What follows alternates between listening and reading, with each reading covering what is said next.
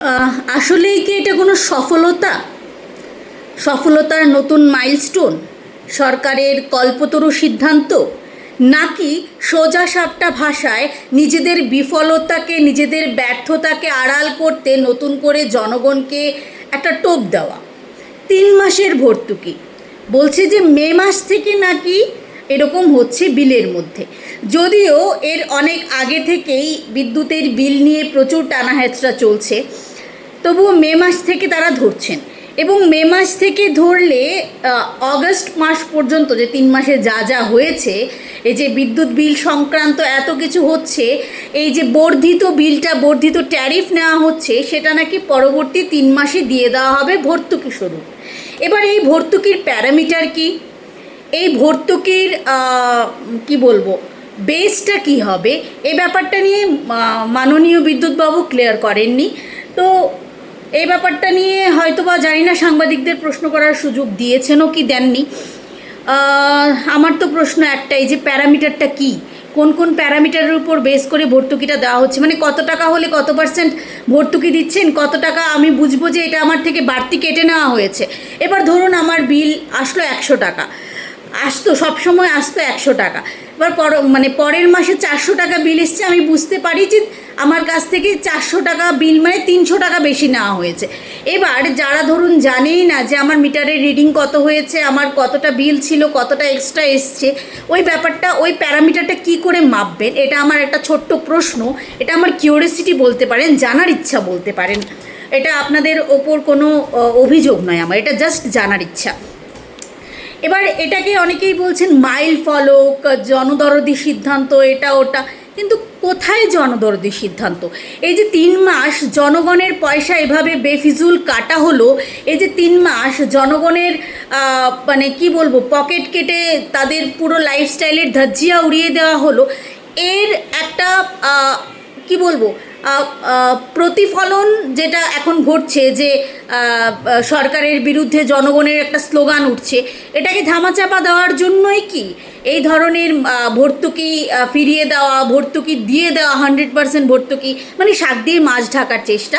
যাই হোক, এই 100% ভর্তুকি 3 মাসের জন্য তাকে স্বাগত জানাই, কিন্তু এর পাশাপাশি আরেকটা জিনিস বলবো, যে এই 3 মাস পরে কি হবে, 3 মাস পরের রেজাল্টটাও কিন্তু দেখার জন্য আমরা প্রত্যেকেই উদ্গ্রীব। এবং আরেকটা বিষয়, আজকে কিন্তু উনি কাগজ কলম ছাড়া কথা বলেননি, মানে খাতা কলমে যা লেখা ছিল ডিট্টু সেটাই পড়ে গেছেন, নিজে থেকে কিছু বলেননি, হয়তো ওপর মহলের নির্দেশ ছিল। তো যাই হোক, আমার কাছে না দুটো বিল আছে। এটা আমি যেখানে থাকি হায়দ্রাবাদের আমার গত মাসের বিল এবং এই মাসের বিল, এই দুটো বিলের মধ্যে বেশ কিছু তফাৎ নেই। এখানেও কিন্তু ভর্তুকি দেওয়া হয়। আমরা এসি যখন ব্যবহার করেছি, আমরা ফ্রিজ ব্যবহার করি, আমরা মোটর ব্যবহার করছি, আমরা চার্জিং পোর্ট, ফাইবার, সব কিছুই ব্যবহার করছি। সবচেয়ে বেশি আমি আমার কাজের জন্য হাই রেজলিউশনওয়ালা যে লাইট রয়েছে, লাইটসগুলো ব্যবহার করছি, যেগুলো ইলেকট্রিসিটি বেশি টানে। আমার ইলেকট্রিক চুল্লি রয়েছে, আমার ক্যান্ডেলের কাজের জন্য আমি কনস্ট্যান্ট ইলেকট্রিক কনজিউম করে যাচ্ছি। তো এত কিছুর পরেও আমার যে বিল, আমার গত মাসের বিল এসছে 264 টাকা। এরিয়ার চার্জ সেখানে বাকি ছিল 132 টাকা আগের মাসের, ওটা নিয়ে, কারণ আমরা এখানে ছিলাম না, আমরা আগরতলায় ছিলাম। আর এই মাসে সব কিছু জ্বালিয়েও বিগত 1 মাসে 239 টাকা। এই হচ্ছে, আমি যেখানে থাকি এই হচ্ছে বিল। এখানে কিন্তু সাবসিডি দেওয়া হয়, ভালো পরিমাণ সাবসিডি দেওয়া হয়। সাবসিডি দেওয়ার পর আমরা এই বিলটা পেয়েছি 239 টাকা। ফুয়েল চার্জ, তারপর ফিক্সড চার্জ, এখানে ফিক্সড চার্জ কত জানেন? ফিক্সড চার্জ হচ্ছে 50 টাকা, ফিক্সড চার্জ 50 টাকা। এনার্জি চার্জ যা কনজিউম করবেন, যেমন গত সময়ে আমরা ঘরে ছিলাম না, তখন 31.20% কনজিউম হয়েছে, এই মাসে 116.10% কনজিউম হয়েছে, এটা হচ্ছে আমার এনার্জি চার্জ। কাস্টমার চার্জ, ওই যেটা বলেছে যে সুপ্রিম কোর্টের নির্দেশ, ট্যারিফ বাড়াতে হবে, এর আগে ছিল 40 টাকা, এখানে হয়েছে 70 টাকা।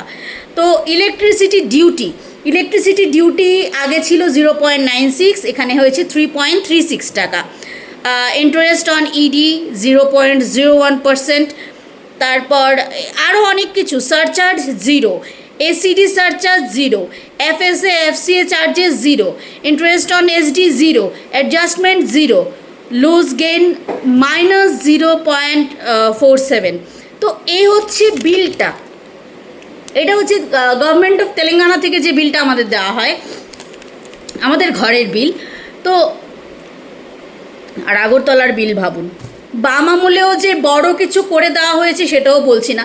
মন্ত্রী মহোদয় তো আজকে গোটা বিষয়টাতে বামেদের দোষারোপ করে গেছেন যে বামেরা এটা করেছে। হ্যাঁ, অবশ্যই তারা ভুল করেছে, তারা ভুল করেছে বলেই তাদের আমরা সকলে মিলে গদিচ্যুত করেছি, আর তাই আপনাদের এনেছি। আর আপনাদের আনার পর আমরা ডাবল বিল দেখছি, মানে চোখে এবার সর্ষে ফুল দেখছি।